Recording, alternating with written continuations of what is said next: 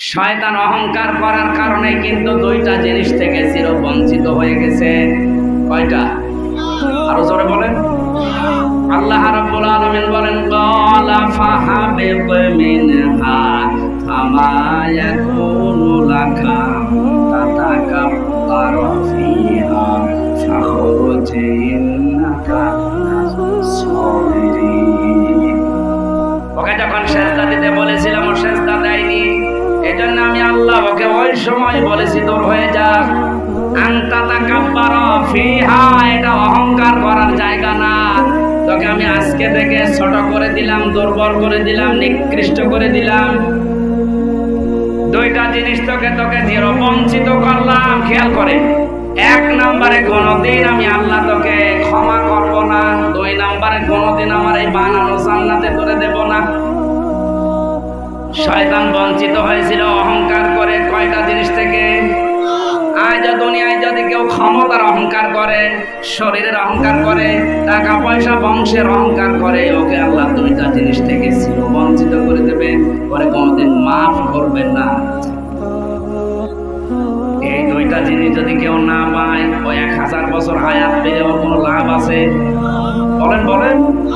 আল্লাহ আমাদের রহমানের বান্দার এই প্রথম গুণ, নারী পুরুষ যারা এসেছি, আপনি নম্র হবেন, আপনার আচরণ ভদ্রতা বজায় রাখবে।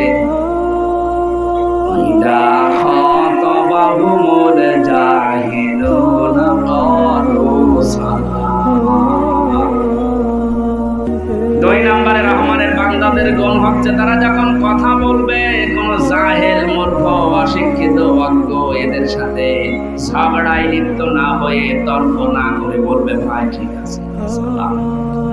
সেদিন কোন জায়গায় যেন যাচ্ছিলাম, রংপুরে না চট্টগ্রামে, যেন মনে আসছে না, অজু আছে, বললাম ভাই গাড়িটা থামান, একটু অজু নামাজটা পড়ে নি। ড্রাইভার আমার বলছে না, থামবে না, আমাদের সময় কম আছে, আপনি গাড়িতে নামাজ পড়ে নিন। নতুন জায়গায় এই জন্য বললাম, কন্ডাক্টর সাহেব পশ্চিম কোন দিকে? ও তো বলতে পারতো যে এই দিকে, আমার ফতোয়া দেশে বলছে হুজুর গাড়িতে পশ্চিম। ওর চেহারা দেখে বললাম, মাওলানা তুমি না আমি?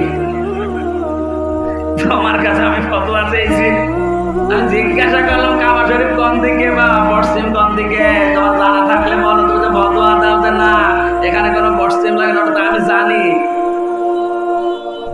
যে ধমক দিয়েছি, এবার বলছো হুজুর 3-4 দিন এই লাইনে এসেছি আমি বুঝি না, এইটাতেই তো বলবি, তর্ক করা দরকার কি?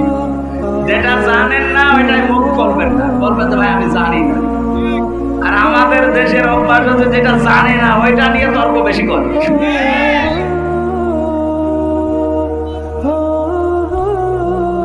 কিছু জায়গায় গিয়ে ওরা তাফসিরে ভুল ধরে, বলে অমুক জায়গায় ভুল হচ্ছে। এমন মানুষ ভুল ধরে যে লোকটার পেটে বোম মারলেও সূরা ইখলাস। আরে ভাই, ভুল যদি ধরতে হয় তো অন্তত তাফসিরের উপরে আমার অনার্স মাস্টার্স করা আছে, আপনি কই নিয়ে এসে ধরেন। এখানে যারা আলেম আছে আপনি বলেন তো, এতক্ষণ যা কথা বলেছি একটা কোরআন হাদিসের বাইরে গেছে আপনি প্রমাণ করতে পারবেন? এরপরে অনেকে রাজনীতি মনে করে। আল্লাহ রাব্বুল আলামিন বলেন, এই জন্য অজ্ঞ যারা জাহেল, মূর্খ, এদের সাথে কথা বলবা কম, আর কথা যদি বলো তর্কে লিপ্ত হবা না। এই জন্য চায়ের দোকানগুলো এই জায়গা থেকে মুক্ত হওয়া দরকার। এরা এই তর্ক বিতর্ক করে একে অন্যের পেছনে লেগে আজ সমাজে বিশৃঙ্খলা তৈরি করছে। এখান থেকে একটা মাসলা বের হয়, যারা একে অন্যের পেছনে লেগে থাকেন, গীবত করেন, এর কথা ওর কাছে লাগান, তালাতালি করেন, না এই এলাকায় মনে হয় নেই? এটা যে কত বড় মারাত্মক জঘন্য কাজ আল্লাহর কাছে, যে এলাকায় এরকম তালাতালি বেড়ে যায়, ওই এলাকার মানুষের দোয়া হযরত মুসা আলাইহিস সালামের জামানায় একবার বৃষ্টি বন্ধ হয়ে গিয়েছিল। চাটিয়াল ময়দানে উম্মতদেরকে নিয়ে তিনি নামাজ আদায় করার পরে দোয়া করলেন, রব্বুল আলামিন বৃষ্টি দাও। 3 বার দোয়া করার পরে 3 বার আকাশ থেকে আওয়াজ এসেছে, বৃষ্টি হবে না। হযরত মুসা নবী ছিল রাগী, রাগ হলে চুল খাড়া দিয়ে টুপি দিয়ে বেরিয়ে যেত। উনি আল্লাহর সাথে কথাও বলতেন ওই ভাষায়, ডাক দিয়ে বলে মাবুদ এগুলো নয় আমার উম্মত, আমার মায়া লাগে, তোমার তো বান্দা, তোমার কিছু মনে হয় না? এতদিন বৃষ্টি না দিয়ে তুমি আসো কি করে? আল্লাহ তাআলা বলেন হ্যাঁ আমার মায়া লাগে, কিন্তু বৃষ্টি দেব না। হযরত মুসা বলে না, বৃষ্টি দেওয়াই লাগবে। আল্লাহ তাআলা বলেন মুসা বৃষ্টি আমি দিতে পারি এক্ষুনি, কিন্তু তুমি যাদের নিয়ে দোয়া করছিলে এর ভেতরে তালাতালি করা একজন লোক আছে, ওই লোকটা যতক্ষণ পর্যন্ত বের হয়ে না যাবে তুমি নবী, তাই কি তোমার দোয়া কবুল হবে না? মুসা নবী বলছে আল্লাহ তুমি শুধু নাম বলো, দেখো কি করবি। ওর জন্য দোয়া কবুল হচ্ছে না, ওর গাছ ধরে বের করে। আল্লাহ তাআলা বলেন না, আমি নাম ধরে কথা বলতে নিজেই নিষেধ করি, আর আমি এখন নিজেই যদি বলি বলা যাবে না। হযরত মুসা বলে তুমি যদি না বলো আমি তার আলিমুম বিযাতিস সুদূর, না যে মানুষের মনের খবর জানি, আমি টের পাবো কি করে? আল্লাহ পাক বলে আমি একটা চিহ্ন বলে দেই, তো নাম ধরা যাবে না। মুসা নবী ওখানে যে আল্লাহর এই কথা বললেন যে দেখো এখানে একজন গীবতকারী তালাতালি করা লোকের কথা ওর কাছে লাগায়, এরকম একটা লোক আছে, এই লোকটা যতক্ষণ পর্যন্ত বের হয়ে না যাবে ততক্ষণ আমি নবী থাকলেও আমার দোয়া কবুল হবে না। সুতরাং যদি কেউ থাকে বের হয়ে চলে যান। ওই লোকটা নিজের থেকেই চলে গেছে। মুসা নবী এবার দোয়া করার পরে সঙ্গে সঙ্গে দেখা গেল বৃষ্টি নাজিল হচ্ছে। বলেন তো মুসা নবীর মতো পাওয়ারফুল নবী, যে নবী আল্লাহর সাথে সরাসরি কথা বলতেন, সেই নবী দোয়া করছে না, শুধু তালাতালি করে একজন লোক আছে এজন্য কবুল হচ্ছে না। আমির হামজা দোয়া করলে আজকে কবুল হবে। এখানে যদি এরকম লোক থাকে চলে যান। দেখেন কোনটা ওই একদম না, ওটা না আপনি আমি হাসির খোরাকি দেইনি। যদি এরকম লোক থাকে, নারীদের ভেতরে এগুলো বেশি, এক জায়গায় বসলেন শুধু এক কথা ওর কাছে লাগায়। আপনি যতই বোরকা পড়েন, যতই নামাজ পড়েন, আপনার দোয়া কিন্তু কবুল হবে না। কারণ তালাতালি করা এই লোকের দোয়া কবুল করা আল্লাহ বন্ধ করে দেয়। এমনকি এইরকম লোক যদি এলাকায় থাকে, ওই এলাকার মানুষের ভাগ্য নষ্ট হয়ে যায়। এই লোকগুলো এই রহমানের বান্দা হওয়ার দ্বিতীয় গুণ এগুলো, এরকম মূর্খ মানুষের সাথে তালাতালি করার, এই তর্ক করা, বিতর্ক করা বন্ধ করা লাগবে। আল্লাহ রাব্বুল আলামিন বলেন আল্লাযীনা ইয়াবিতুনা লিরাব্বিহিম, আমি রহমানের বান্দা তারা 3 নম্বরে গুণ তাদের, রাতের বেলা তারা একেবারে মোষের মতো সারা রাত ঘুমাবে না। কিছু কিছু সময় তারা রাতের বেলা হয় দাঁড়িয়ে, নাই বসে, নাই সেজদা দিয়ে কাটাবে। রাতে তাহাজ্জুদের নামাজে সেজদায় পড়ে যদি সত্যি আপনি কাঁদতে পারেন, এটা যে কত আনন্দের, কত সুখের। পৃথিবীর কোন জায়গায় আমি এই শোক আপনি পাবেন না। বাইরে থাকতে হয়তো সময় অভাবে দিতে পারেনি, জেলখানায় তো 3টা বছর তাহাজ্জুদের নামাজ তো পড়া লাগে, কারণ এমনিতে ঘুম আসে না। রাত 2টা 3টায় উঠে একটা সেজদা যদি 40-45 1 ঘন্টা পর্যন্ত সেজদা দিয়ে থাকে, আর যদি আপনি কাঁদতে পারেন, আমার মনে হয় দুনিয়ার সব শান্তি আল্লাহর সেজদায় গিয়ে গেছে। কোরআন শরীফ যদি কেউ বুঝে পড়তে পারে অর্থগুলো, তাহলে তো শোনায় সোহাগা। এখানে একটা মাসলা বলি, ফরজ নামাজ বাদ দিয়ে নফল সুন্নত নামাজে বাংলা ভাষায় নিজের মনের কথাগুলো সেজদায় বলবে। কথা বুঝতেছেন? ফরজ নামাজে করা যাবে না, নফল নামাজ, তাহাজ্জুদের নামাজ, সুন্নত নামাজে এমনিতে সময় না, সেজদায় গিয়ে আপনার মনের যে কথাগুলো আছে ওই সময় বলার চেষ্টা করেন। আর যদি পারেন আপনি চোখ দিয়ে পানি ছাড়েন। নারী হোক আর পুরুষ হোক, এই সময়টা এত বেশি গুরুত্বপূর্ণ আল্লাহর কাছে। সাহাবী প্রশ্ন করলেন, হে নবী, মানুষ কখন আল্লাহর নিকটে চলে যায়? বিশ্ব নবী বলেন, সাহাবী, মানুষ যখন সেজদা দেয় তখন আল্লাহর মাঝে আর বান্দার মাঝে কোনো পর্দা থাকে না, একেবারে কাছে চলে যায়। প্রধানমন্ত্রী শেখ হাসিনার কাছে যেতে কত জায়গায় পারমিশন নিয়ে পরে যদি কাছে যান, কিভাবে আদব নিয়ে দাঁড়িয়ে থাকা লাগে। তামাম পৃথিবীর সব কিছুর উপরে যার ক্ষমতা চলে ওই আল্লাহর সামনে দাঁড়িয়ে সেজদা দিয়ে বাংলায় নিজে, আরবিতে তো বলতে পারবে না, বাংলায় নিজের মনের কথাগুলো, হ্যাঁ আমার ব্যবসায় ঝামেলা হচ্ছে আল্লাহ তুমি একটু দেখো, চোখের পানি যদি ফেলতে পারেন এর চাইতে আনন্দ দুনিয়ায় স্ত্রী সহবাসের এত আনন্দ পাবেন না। 5 ওয়াক্ত নামাজই পড়ে না তো তাহাজ্জুদের সেজদায় কান্নাকাটি তো কল্পনাও করা যায় না। আশা করছে আমলটা শুরু করেন, রহমানের বান্দা দাবি করলে সারা রাত ঘুমাবেন না, অন্তত শেষের দিকে উঠে পৃথিবীর কোন নবী কোন আল্লাহর ওলি হতে পারেন নাই তাহাজ্জুদের নামাজ পড়েছে। আমাদের এই আমলটা এখন তৈরি হয় না। ফাইদা ফারাগতা ফানসাব ওয়া ইলা রাব্বিকা ফারগাব। হে নবী, আপনি যখন একটু অবসর পাবেন কর্মজীবনের ব্যস্ততা বাদ দিয়ে, তখন অন্তত আমি আল্লাহর জন্য কিছু সময় নির্ধারণ করি। আল্লাহ পাক বলেন আল্লাযীনা ইয়াকুলুনা রাব্বানা সিরিফ আন্না আযাবা জাহান্নাম। রহমানের বান্দাদের 4 নাম্বার গুণ হচ্ছে এই মানুষগুলো জাহান্নাম থেকে বারবার আল্লাহর কাছে ক্ষমা চায়, প্রার্থনা করে, আল্লাহ তুমি আর যাই করো আমার জাহান্নামে দিও না। মসজিদে নববীর ভেতরে নবীজি বসা ছিলেন, হঠাৎ কেঁপে উঠলেন। সাহাবীরা বলে হুজুর আপনি কেঁপে উঠলেন? বিশ্বনবী বলেন সাহাবীরা 70 বছর আগে জাহান্নামের উপর থেকে একটা পাথর আল্লাহ ফেলে দিয়েছিলেন, এইমাত্র ওই পাথরটা নিম্নে গিয়ে পৌঁছিয়েছে। কিশোরগঞ্জবাসী একটা পাথর তোলার কথা নবীজি বলেন নাই, পাথরের কথা বললেন, তার ওজন আছে, ভার আছে। এইটা পড়তে যদি 70 বছর লাগে, আমি হামজারে ফেলে দিলে কত বছর লাগবে? এটা মারাত্মক একটা ফাঁদ, এটা মারাত্মক জায়গা। আল্লাহ নিজেই বর্ণনা দিয়েছেন জাহান্নাম বড় কঠিন জায়গা। এই জন্য যারা কাবা শরীফ তাওয়াফ করে রুকনি ইয়ামিনি থেকে হাজরা আসওয়াদ, এই জায়গাটায় লক্ষ লক্ষ হাজিরা এই দোয়াটা পড়ে, রব্বানা আতিনা ফিদ দুনিয়া হাসানা ওয়া ফিল আখিরাতি হাসানা ওয়া কিনা আযাবান্নার।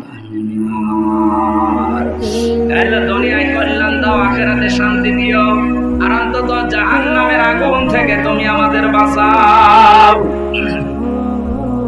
আমি ওই সময় লক্ষ লক্ষ মানুষেরা পড়ছিল, বুঝি নাই।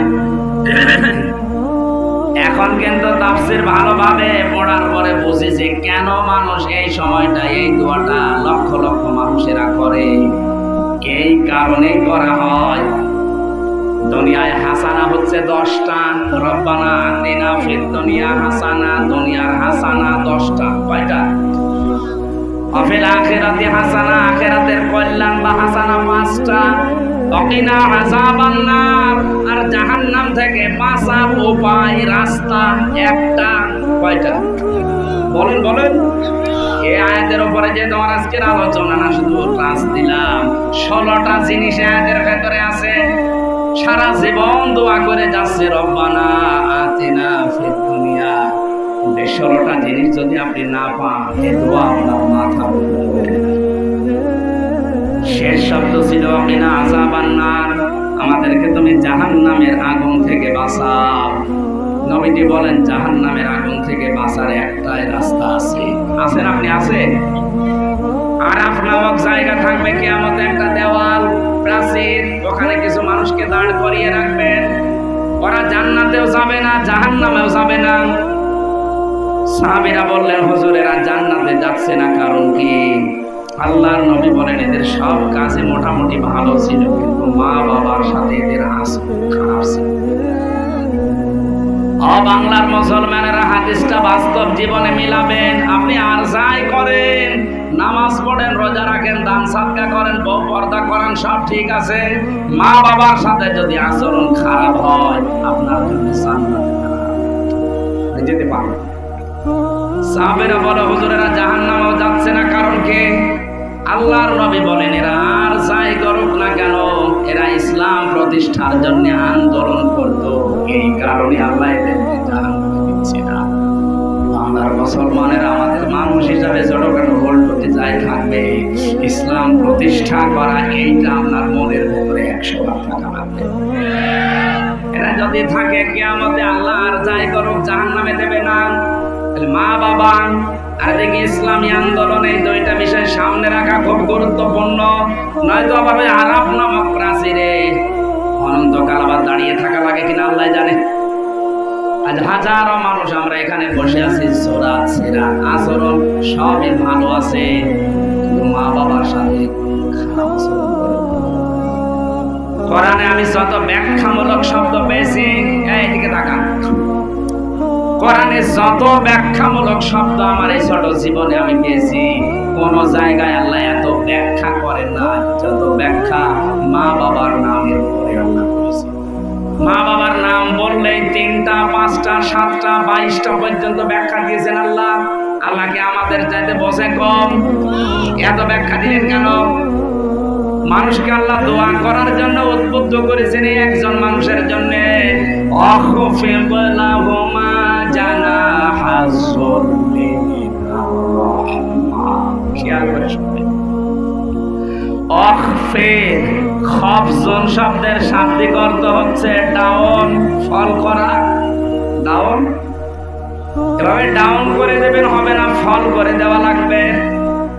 জানাহন মানে ডানা, জিল্লুন মানে নম্রতা ছায়া, রহমত মানে দয়া। কোরআনের এই আয়াতটা অনেক সময় আমরা শুনেছি, কিন্তু এদের এত কঠিন বিষয় দিয়ে আল্লাহ বুঝিয়েছেন। এটা এমন একটা সুন্দর জিনিসের ভেতরে লুকিয়ে আছে। মানুষের কিন্তু ডানা হয় না, হয় কি হয়? হাতের আরবি তো এদন, এদন না দিয়ে আল্লাহ জানাহন ডানা দিলেন, পাখির ডানা ধার করে দিলেন আওলাদ করে। এই আয়াতটা তাহলে ভুল। মানুষের হাত দেয়নি এই কারণে, কারণ মানুষের হাতের ভেতরে কোনো নরম জিনিস নেই, সব শক্ত হাড়। আর পাখির ডানার ভেতরে আছে পাখা, মোলায়েম, এটা নরম সফট কোমল। পাখি যখন ডানাটা বিছিয়ে দেয়, এভাবে ফল করে দেয়, বাচ্চাগুলো ওর নিচে যাওয়ার পরে একটা অনির্বচন সুখ অনুভব করে। আল্লাহ বোঝাতে চেয়েছেন, হামজা তোর মা বাবা অন্তত তোর জীবিত অবস্থায় যতদিন তোর আন্ডারে থাকে, এই পাখির বাচ্চাগুলোর মতো যেন তোর কাছে এইটা মনে করে যে আমার হামজা থাকতে অন্তত আমাদের আর সমস্যা নেই। এটা কি এখন মা বাবা মনে করতে পারছে না? আজ বিভিন্ন জেলায় বৃদ্ধাশ্রম তৈরি হচ্ছে, এটা হারাম। এদেশে প্রধানমন্ত্রী আইনও করেছিল, মা বাবাকে যারা খরচ দেয় না, তাদের দেখাশোনা করে না, তাদের বিরুদ্ধে মামলা হবে। এটা জোরালো হওয়ার দরকার ছিল। পৃথিবীর মানুষ খরচ করার তালিকা খুঁজে পায় না। জীবনে যদি কেউ টাকা পয়সা উপায় করে, সর্বপ্রথম দেওয়া লাগবে কাবা শরীফে। বলেন কোথায়? মা বাবার জন্য। পৃথিবীর সর্বপ্রথম যদি কেউ টাকা উপায় করে, অনেকে আগে মসজিদে দিয়ে আসে। কে বলেছে আপনাকে? আপনার বড় মসজিদ তো বাড়িতে শুয়ে আছে। সূরা বাকারা 2 নম্বর পারা 12 নম্বর পৃষ্ঠা 13 নম্বর লাইনের 215 নম্বর আয়াত। আল্লাহ পাক বলেন, ইয়াসালুনাকা মাযা ইউনফিকুন। নবীরা যদি জিজ্ঞাসা করে যে টাকা পয়সা এখন আমি উপায় করা শিখেছি, সর্বপ্রথম টাকা আমি কোথায় দেব? কুল মা আনফাকতুম মিন খায়রিন ফালিল ওয়ালিদাইনি ওয়াল আকরাবিন। আল্লাহ ব্যাখ্যা দিচ্ছেন, হে দুনিয়ার মানুষেরা, সর্বপ্রথম ভালো ভালো কাজে ব্যয় করো। আর দুনিয়ায় যত ভালো কাজ আছে, এর প্রথম নাম্বারের তালিকা হচ্ছে মা বাবা। কারণ মা বাবার জন্য যদি কেউ খরচ করে, ওই টাকার হিসাব কিয়ামতে আল্লাহর কাছে দেওয়া লাগবে। আমরা আগে চলে যাই ফরিদপুরে, আগে চলে যাই সিলেটে, বরিশালে। কোন পাগলে আপনাকে কামড়িয়েছে? এই কথাগুলো বললে ওদের ব্যবসায় ভাটা পড়ে। এই জন্যই তো ওরা বলে হুজুর পীর দেখতে পারে না। আরে ভাই, আপনি তো সিরিয়ালে অনেক দূরে, আগে তো বাড়িতে পীর বসে আছে। কথা বলেন। আমার মনে হয় এই টাকা পয়সার যে উপায় করার সিরিয়ালে, এগুলো যদি আপনি খরচ করার তালিকা সূরা বাকারার এই আয়াত থেকে নিতে পারেন, আমলও হবে কোরআনের, কিয়ামতে আল্লাহর পুরস্কারও পাওয়া যাবে। আর সিরিয়াল হিসাবে মা বাবা, স্ত্রী, সন্তান, নিজের নিকট আত্মীয়। এরপরে তো যাবেন বরিশালে। একবারে যদি ফরিদপুর বরিশালে চলে যান, এই সিরিয়ালে 5 গুলো কি হলো? আরে ভণ্ড পীরকে খাবার না খাওয়িয়ে ছাগলকে খাওয়ানো ভালো। কারণ খেলে গোশত হবে, আর ওইটা খেলে খালে ভরি। আমার ভাইরা, জাহান্নাম থেকে বাঁচার জন্য বিষয়ে খুব সতর্ক থাকা লাগবে। মা বাবার সাথে যেন আচরণ খারাপ না হয়। দুনিয়া একদিকে যাক, কিন্তু এই দুইটা ঠিক রাখা লাগবে। আল্লাহ তৌফিক দান করুন, আমিন। الذين إذا أنفقوا لم يسرفوا ولم يقتروا وكان بين ذلك قواما। খরচ করতে করতে একেবারে ফকির হয়ে যাবেন না, আবার কৃপণতা করা যাবে না। দুনিয়ায় সেই কয়দিন হায়াতে বেঁচে আছেন, অন্তত মধ্যম পন্থায় থাকবেন। এটা রহমানের বান্দাদের আল্লাযীনা লা ইয়াদউনা মা'আল্লাহি ইলাহান আখার। আল্লাহর সাথে অন্য কাউকে মিলে ডাকা যাবে না, যেটা এই সমস্ত জেলায় বেশি হয়। আল্লাহকে ডাকে মাঝামাঝি ইয়ালি বাবা, শালি বাবা। এখানে 3টা গোনার কথা আছে, এক একটা গোনার শাস্তি হবে ডবল। এখানে গোনার কথা কয়টা? প্রত্যেকটা গোনার জন্য শাস্তি। 1 নম্বরে যারা আল্লাহকে ডাকে কিন্তু পাশাপাশি অন্য কাউকে ওর সাথে মিলায়, সুতরাং যারা ইয়ালি বাবা, শালি বাবা, দয়াল বাবার নামে জিকির করছে, এদের শাস্তি ডবল হবে। আপনি যদি বলেন না জেনে করেছি, আপনি জানেন না, এটা আপনার অপরাধ।